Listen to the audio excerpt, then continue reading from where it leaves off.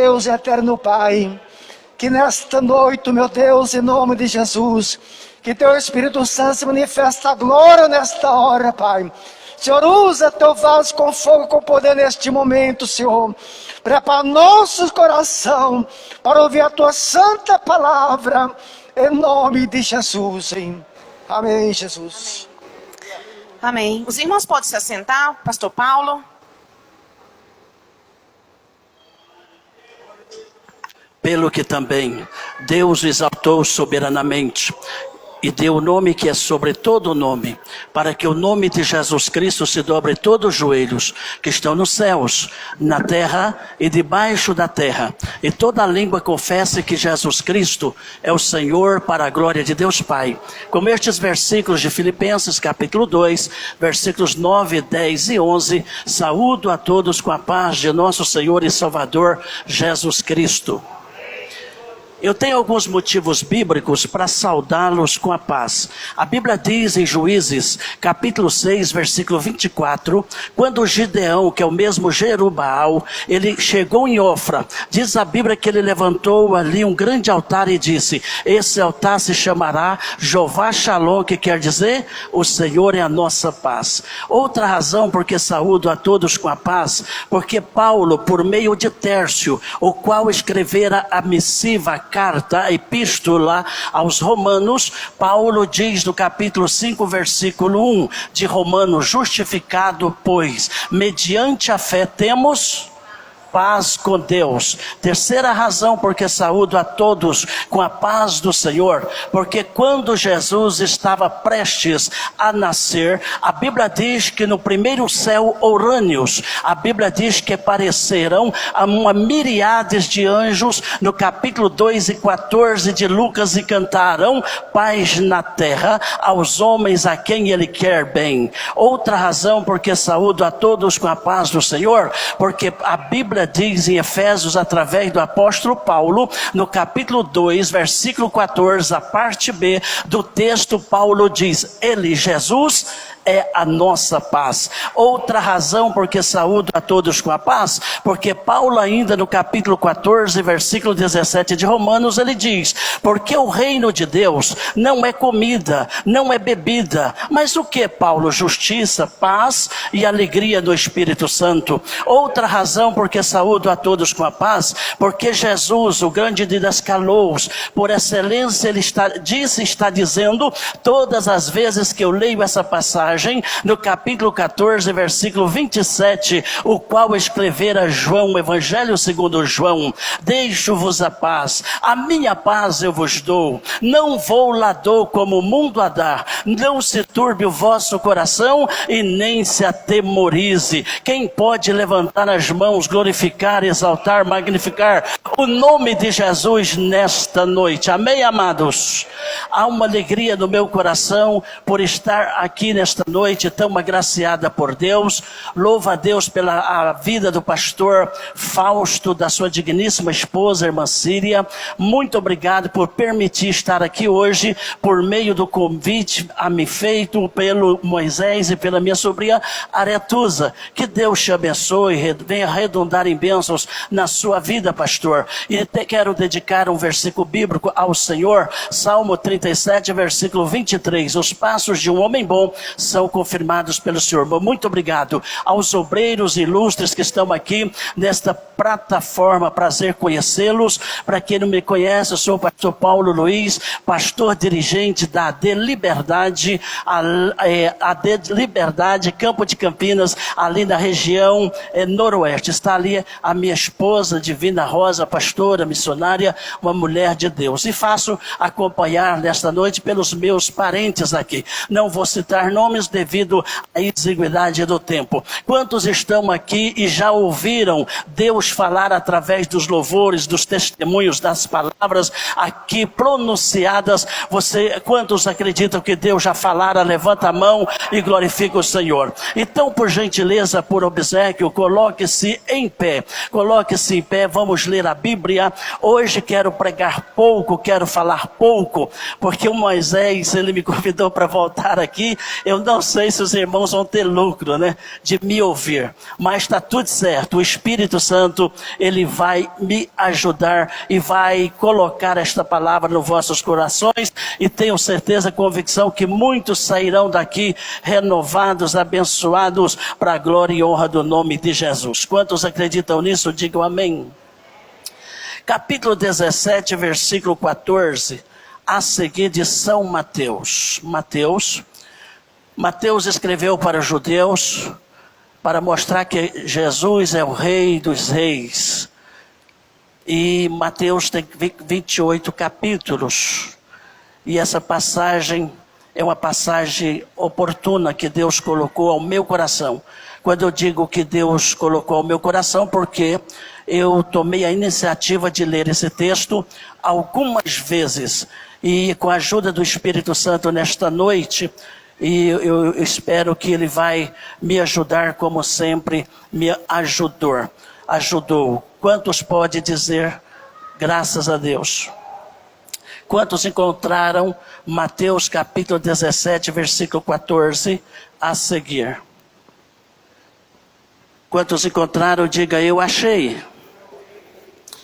E quando chegar a multidão, aproximou-lhe um homem e pondo-se de joelho diante dele, dizendo: Senhor, tenha misericórdia de meu filho, que é lunático e sofre muito, pois muitas vezes cai no fogo e muitas vezes na água. E trouxe-o aos teus discípulos, e eles não puderam curá-lo. E Jesus respondendo disse: ó geração incrédula e perversa, até quando estarei convosco? E até quando vos sofrerei? Trazei-mo aqui.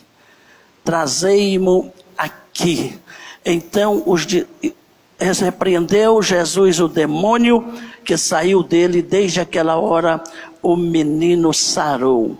O tema da minha palavra nesta noite está nessa frase aí: trazei-mo aqui. Eu quero traduzir o seguinte: vira para alguém mesmo de máscara e diga assim: hoje é dia de colocar o seu problema, o seu dilema na mão de Cristo. É o tema nesta noite. Está aí nessa frase. Louvado seja o nome de Jesus. Amém, queridos. Amém, queridos. Deus abençoe o Moisés. Graças a Deus. Esse texto, eu tomei ele a propósito. Eu li essa passagem algumas vezes, e ela falou poderosamente ao meu coração. Essa passagem, ela retrata, no capítulo 16, que é o contexto do capítulo 17 de Mateus, Jesus estava em cima do Monte Tabor, com Pedro, Tiago e João. E naquela oportunidade, dentro daquele contexto, Jesus se transfigurou-se. Jesus passou por uma metamorfou no grego. Ele se permitiu que ele se revelasse como Deus naquele momento em cima do Monte Tabor.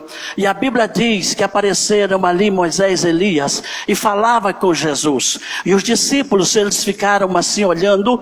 E eu acho interessante que esse texto aqui é o tipo de céu na terra, onde quebra-se todos os protocolos. Então, quando Moisés apareceu e também Elias, os discípulos olharam e disseram: olha, Moisés está falando com Moisés e Elias. Então ali a Bíblia diz que após Jesus se transfigurar-se naquele monte, ele desce. E quando ele desce, Jesus se depara com um homem que estava atravessando um dilema, um problema, um conflito. A Bíblia diz que esse homem, ela não relata, Mateus, ele não traz à tona, ele não esclarece, ele não desnuda o nome desse homem. O certo é que esse homem estava com um grande problema. A Bíblia diz que Jesus, quando ele desce, então aproximou-se dele uma multidão. Eu acho interessante que quando você lê a Bíblia, o Novo Testamento, você vai perceber que Jesus está sempre em volta de multidão. A multidão sempre está está em volta dele.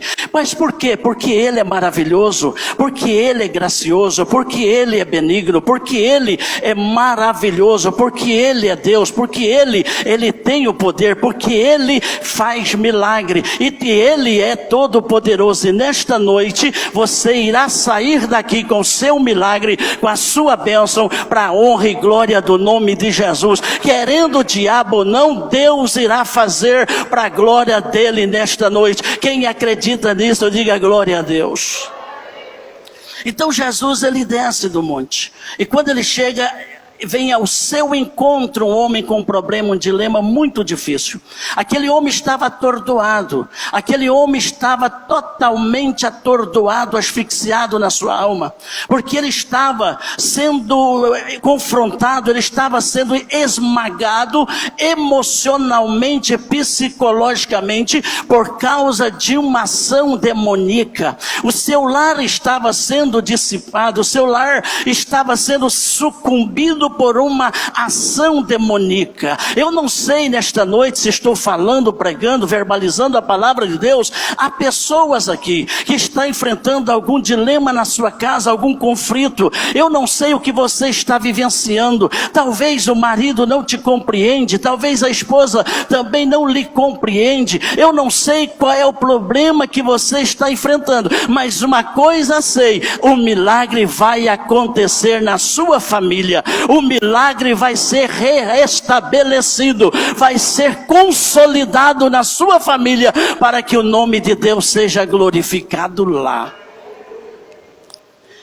E aqui eu percebo algumas verdades no texto. Primeiro, eu descobri que para alcançar um milagre, a primeira coisa que a gente precisa fazer, que esse homem fez, a primeira coisa que quando Jesus, permita-me pastor, a Bíblia diz que quando Jesus ele desce do monte com Pedro, Tiago e João, a Bíblia diz que o homem imediatamente corre em direção de Jesus, e a Bíblia diz que ele adorou. Eu não preciso de hermenêutica para interpretar isso aqui. Eu não preciso. A primeira chave para que o milagre seja aberto na minha, na sua vida hoje, é adoração. Se você veio aqui e não adora, você talvez vai ficar de fora. Mas eu sei que esta igreja é uma igreja relevante, porque é uma igreja que sabe a importância da adoração. Oh, glória ao nome de Jesus.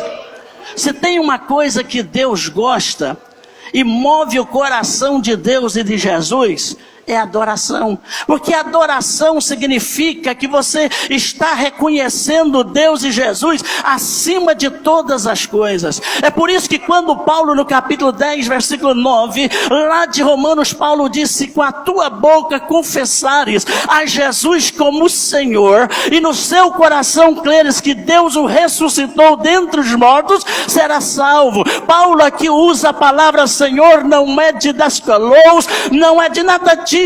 Não, ele usa uma palavra Kyrios, que quer dizer Senhor dos senhores, acima de tudo, de todos. E nesta noite o homem estava dizendo, quando adorou a Cristo, dizendo a ele: o Senhor está acima de tudo e de todos, não há ninguém maior do que tu, ó Deus.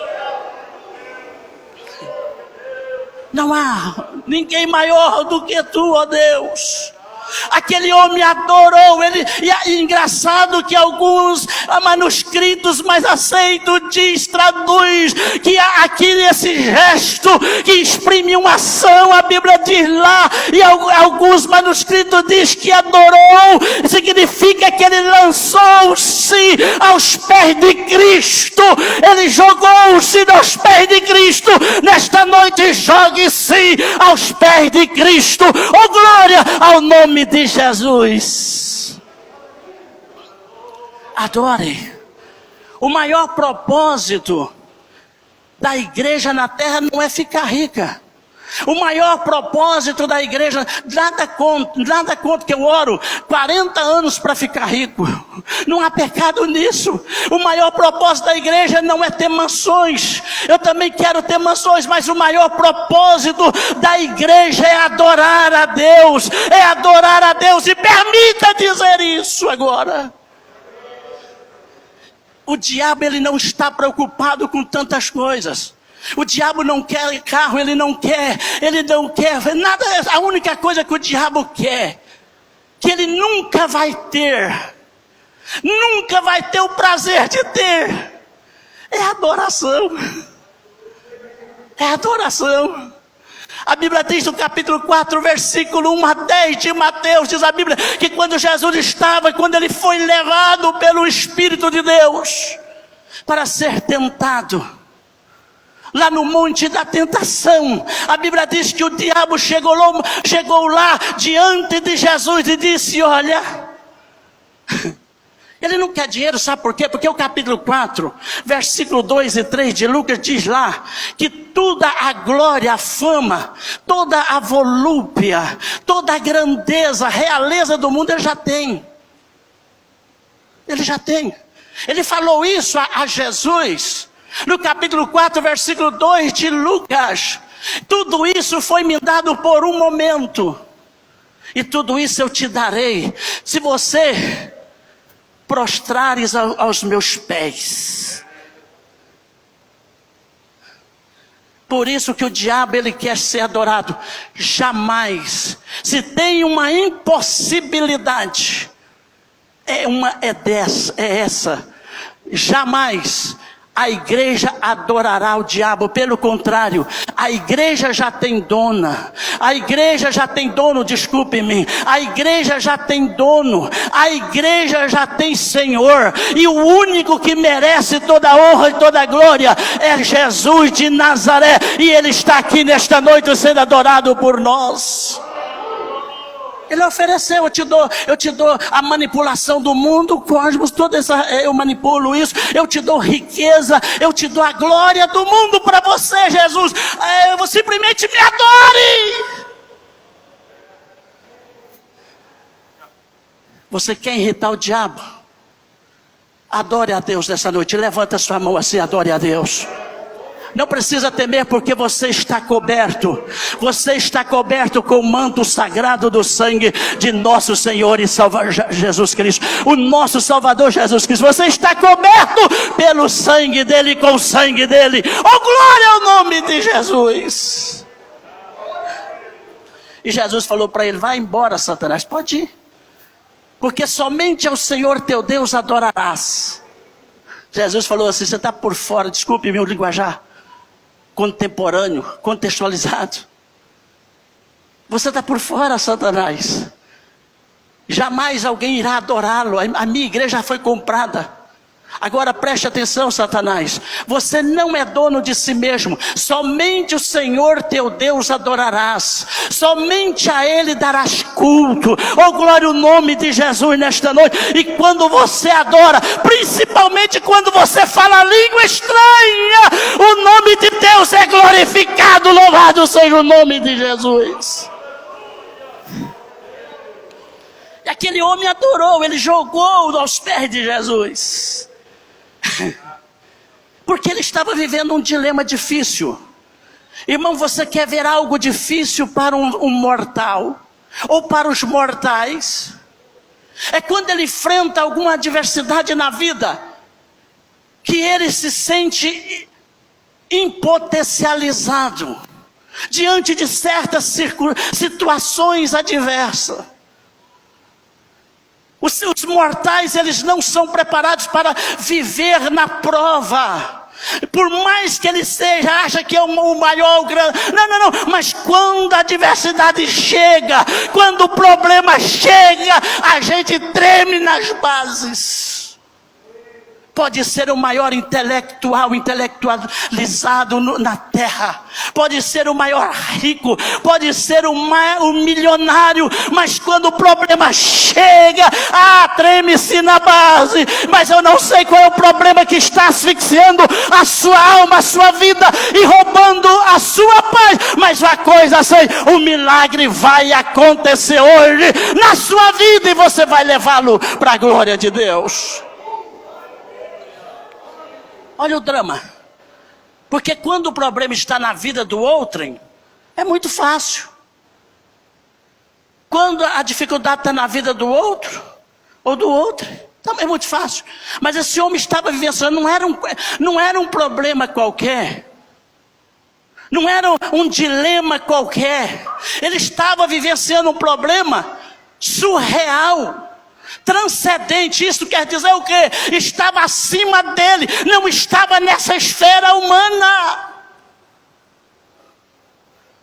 E aqui eu aprendo a segunda verdade do texto.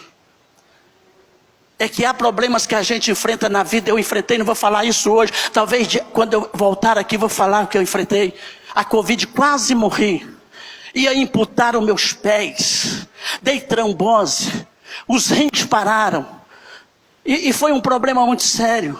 Fui entubado, quase morri. Fui na porta do céu. E há problema na vida da gente que não tem ninguém para ajudar a gente. O problema desse homem não tinha ninguém. O problema era surreal, era transcendente. Não estava nessa esfera física. E a Bíblia diz que quando ele corre, ele adora. E ele traz consigo o seu filho. E a Bíblia diz que era lunático. Na realidade aqui a palavra lunático na língua portuguesa significa aquele que é influenciado pela lua. Porém Jesus aqui desmascarou a lua. Jesus desmascarou a lua, porque há muitas pessoas que têm misticismo, praticam o misticismo, e na época de Jesus havia isso. Eles achavam que o menino estava assim por causa da lua, influência da lua. Mas Jesus desmascarou a lua, disse, não é influência da lua, isso aí é demônio. Tem muita gente sofrendo aí, buscando cura no curandeiro, buscando cura na cartomancia, na umbanda, na feitiçaria. Mas saiba de uma coisa, quando se trata de demônios, só tem um que tem poder soberano sobre eles, que chama-se Jesus de Nazaré, e ele está aqui nesta igreja. Ele está aqui nesta igreja. E ele diz, tenha misericórdia do meu filho, porque ele sofre muito. E muitas vezes ele cai no fogo e cai na água. O demônio estava manipulando a mente daquele menino. O diabo estava no controle da situação. Agora imagine comigo a situação emocional, psicológica daquele pai. Eu tenho um neto de 16 anos chamado Paulo Victor. Esse dia ele foi fazer uma estrampolia numa bicicleta e caiu e quebrou a clavícula em 4 lugares que o osso quase saiu para fora. Eu fiquei desesperado, a minha esposa também, a mãe, o pai, a gente nunca tinha visto aquilo. A gente ficou assim atordoado emocionalmente. Esse pai também estava vivenciando isso. Imagine o pai levando ele em todos os lugares, preste atenção nisso. Em todos os lugares ninguém podia ajudá-lo. Vou terminar. Pai desesperado, agoniado, a alma sangrando. Permita-me dizer uma coisa. O que mais dói na gente quando a gente enfrenta alguma situação degradante, horripilante, é quando a gente para pensar que não tem lugar para a gente alcançar a nossa paz, o alivio daquele problema, pelo menos atenuar o nosso sofrimento. Esse pai estava nessa situação dentro desse contexto. Mas ele pensou, mas tem um lugar que eu posso levá-lo. Tem um lugar que com certeza eu posso levá-lo e eu acredito que pode resolver o problema desse filho agora. Agora vem aqui uma ironia no texto. Qual é a ironia, pastor? Ele levou aquele menino justamente às pessoas, irmão, que andavam com Jesus. Pessoas que tinham intimidade, relacionamento de perto com Jesus. Ele disse, a última instância minha, a última saída minha é essa. Eu vou levá-lo. Eu vou colocar agora no lugar certo. Eu vou colocá-lo diante daqueles que falam com Jesus. Diante daqueles que andam com Jesus. Os discípulos. O texto é claro. Porque a queixa daquele pai diante de Jesus foi essa. Eu levei o meu filho aos seus discípulos. Aos simatetes. Aos seus discípulos. Eu levei ele.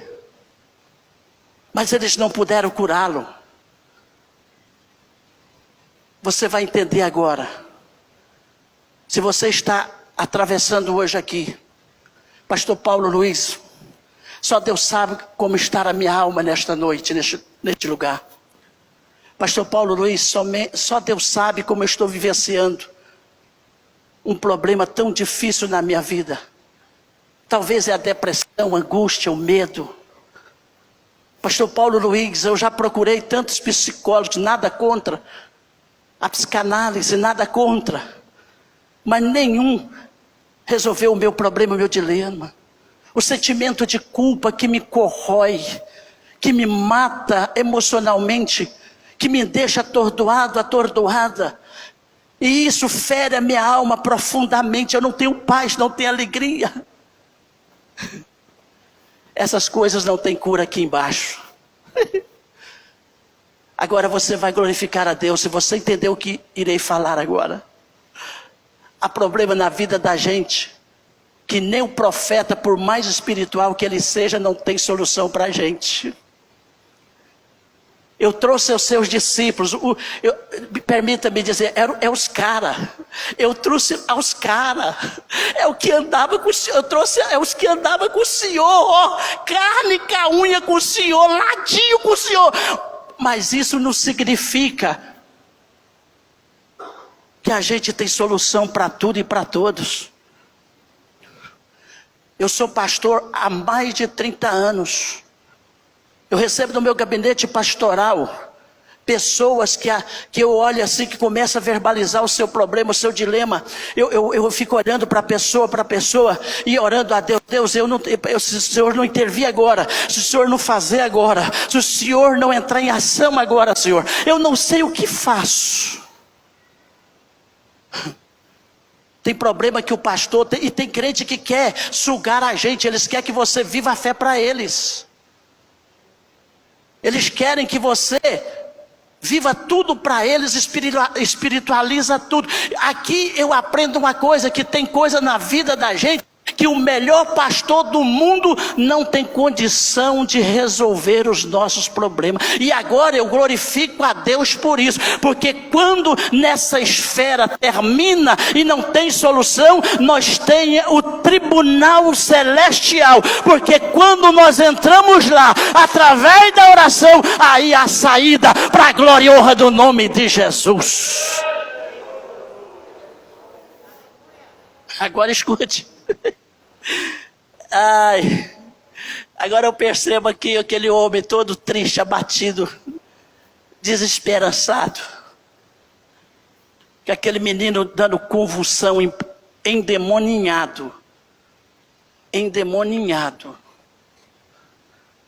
aquele menino imagina a dor no coração daquele pai. Coloque-se em pé, por favor.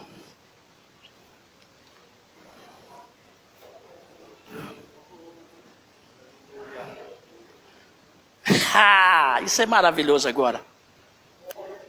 Me ajude, querido, amado irmão. Pega a sua Bíblia. Olha a cena. Vamos retroceder na nossa memória aqui. Na nossa pesquisa. Olha a cena. O garoto possesso, endemoniado. Pelo texto, aquele homem não estava tão perto de Jesus. O texto, parece-me que ele esclarece isso. Você vai entender por quê. Jesus estava assim. O homem com problema na mão. O filho possesso. O demônio tomando a memória daquele menino. O que é possessão, pastor? Possessão é um espírito maligno que rouba a mentalidade, a sanidade do mortal ou dos mortais, dos humanos, levando-os a praticarem coisas que na sã consciência eles não fariam. Quantos entenderam? Levanta a mão e diga glória a Deus. Problema lá. Jesus olhou e disse assim, é o tema e vou concluir agora. Agora Jesus está dizendo para vocês aqui, qual é o seu problema? Qual é o seu dilema, a sua adversidade? O que está afligindo a sua alma? O que está destruindo você emocionalmente nesta noite? O que está roubando a sua paz, o seu sono? É a solidão? Você vive em meio à sociedade, amigos, mas você se sente só como um eremita emocional.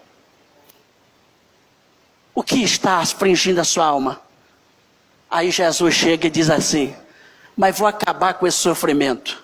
Diga para alguém nessa noite, hoje Jesus vai acabar com o seu sofrimento. Diga em nome de Jesus.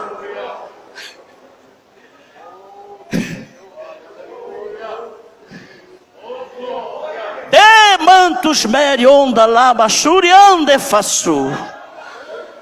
Leime cantos merionda labas. Nupsne proviande façu. De cantos merionda labas. Sinta a presença de Deus aqui. O seu Deus é vivo. O seu Deus está vivo. Oh, glória ao nome de Jesus. O seu Deus fala. O seu Deus abençoa. O seu Deus ouve. O seu Deus anda. Ele está aqui no nosso meio.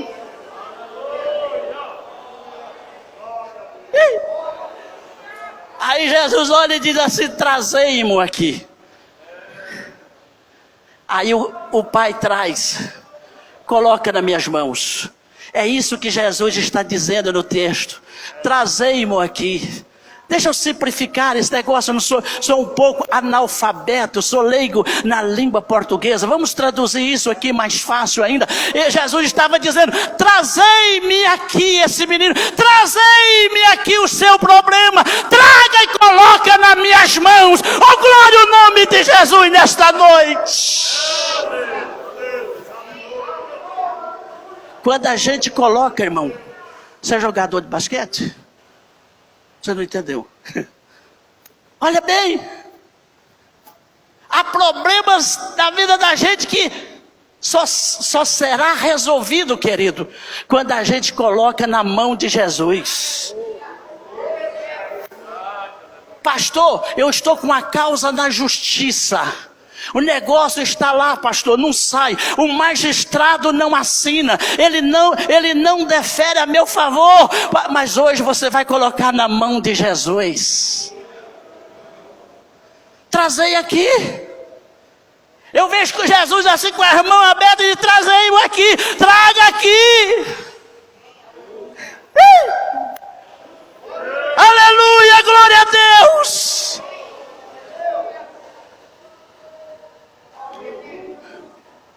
E Jesus olhou e diz assim, não é a lua. A lua é mentirosa.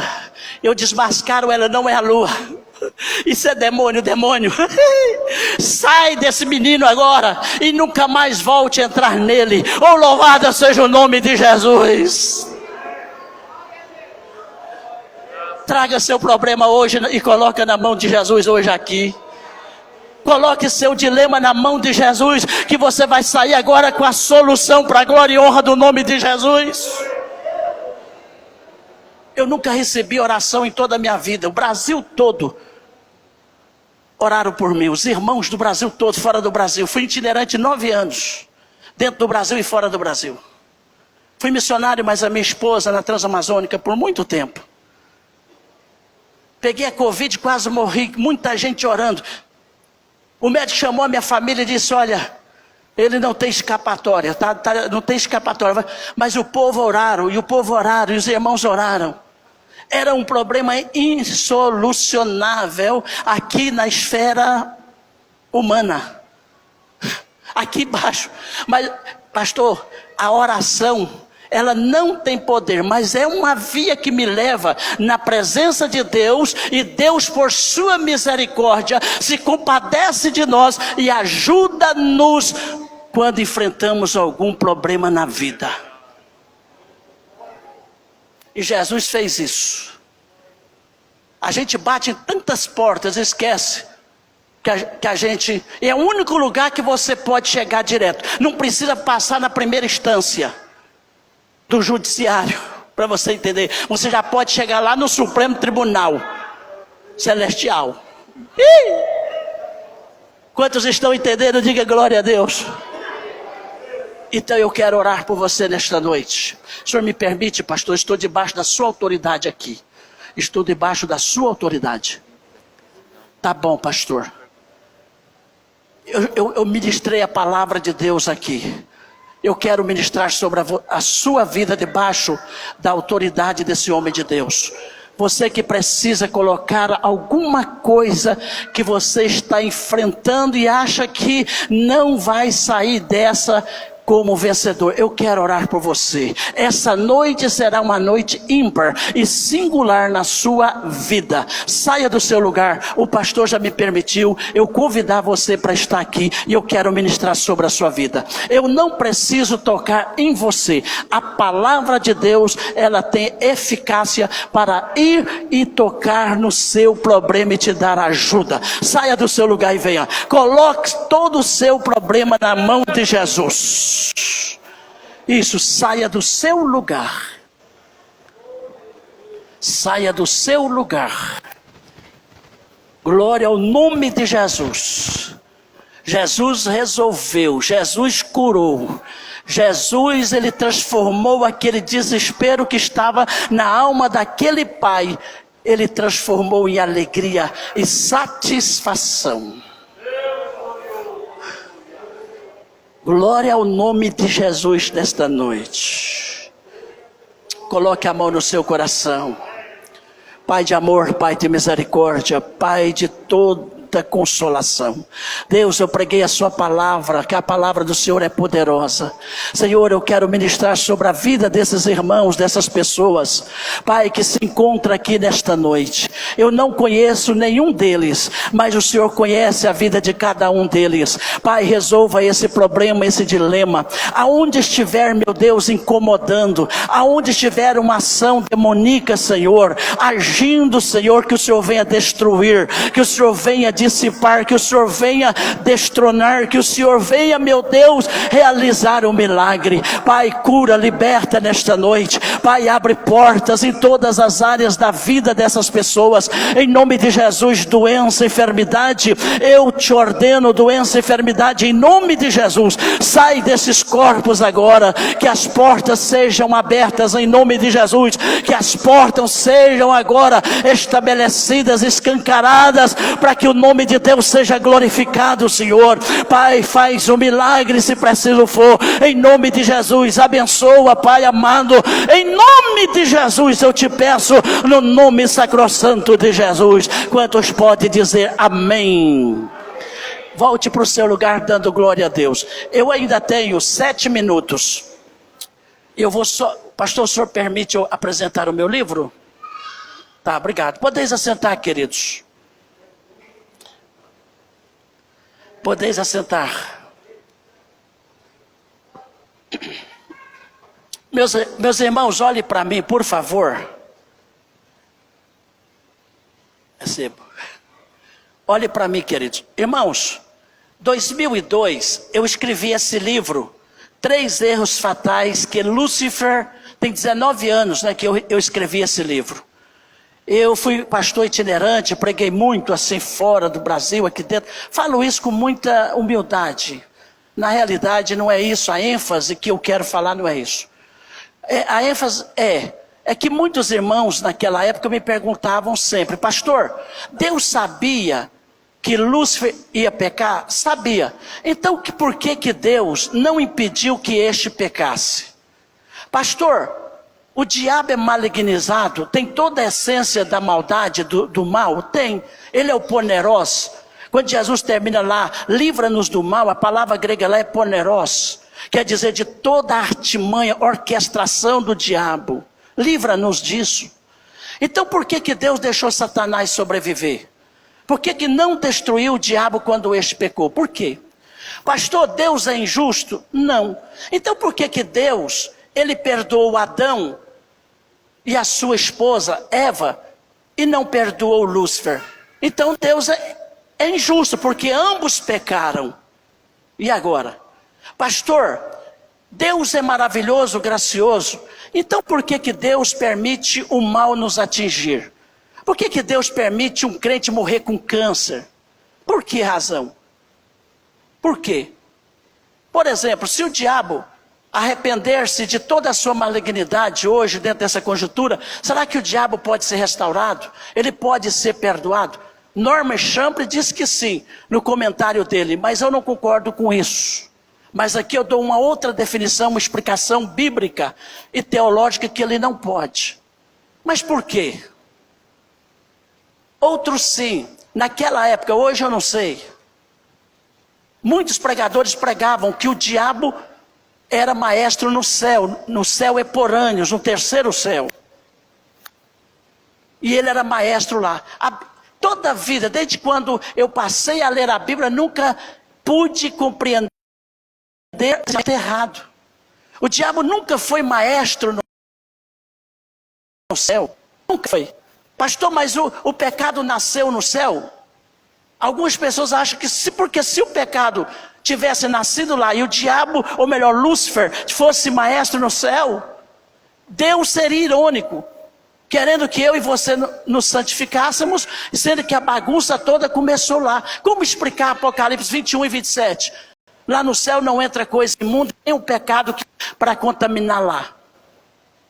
Irmão, esse livro, não é porque eu escrevi, é um livro muito importante para você ler. É um livro, ele é pequeno, sucinto, claro, objetivo, e todo o versículo que eu precisei. Por exemplo, eu dava seminário, e naquela época tinha uma ideologia de 2 jardins de Éden. Havia o jardim, o livro da ETAD, eu fui professor da ETAD muitos anos, o jardim do Éden mineral e o jardim do Éden vegetal. Havia assim uma dúvida, havia só um jardim ou 2 jardins? Aí alguém dizia, só há um jardim. Mas a Bíblia fala de 2 jardins. Capítulo 2, versículo 8 a 10 de Gênesis fala do jardim mineral, está lá. 4 rios com 4 braços, havia ouro, pedra preciosa, obdélio e assim sucessivamente. E a Bíblia diz também no contexto que se segue, capítulo 2, versículo 15 a 17, diz a Bíblia que Deus no mesmo jardim, porque o jardim, o nome dele não era Éden, ali era uma região que ficava e fica no Iraque hoje, é uma região que ficava na Mesopotâmia, que chamava Éden. Não era o nome do jardim que chamava Éden. E esse jardim havia pedras preciosas e havia árvores também. Ou melhor, diga, era um jardim só. Um jardim. É tão verdade que usa uma figura de linguagem. No capítulo 31, versículo 7 a 9, lá de Ezequiel, a Bíblia diz que quando Lúcifer, ele passava no meio do jardim de Deus, a Bíblia diz que até as árvores do jardim de Deus tinham inveja dele. Aqui é uma figura de linguagem, porque a árvore não fala. Mas isso é para outro dia explicar. Então eu explico muita coisa boa aqui nesse livro. E o que eu acho interessante, porque todo versículo que eu precisei, eu escrevi. Você não vai precisar de ficar abrindo a Bíblia para conferir. Está escrito já. Já está escrito. Ok? Então você, ao terminar aqui, você pode procurar o Moisés.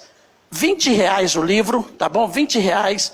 Você pode fazer um Pix, hoje, né, todo mundo tem Pix, então você pode fazer um Pix de 20 reais.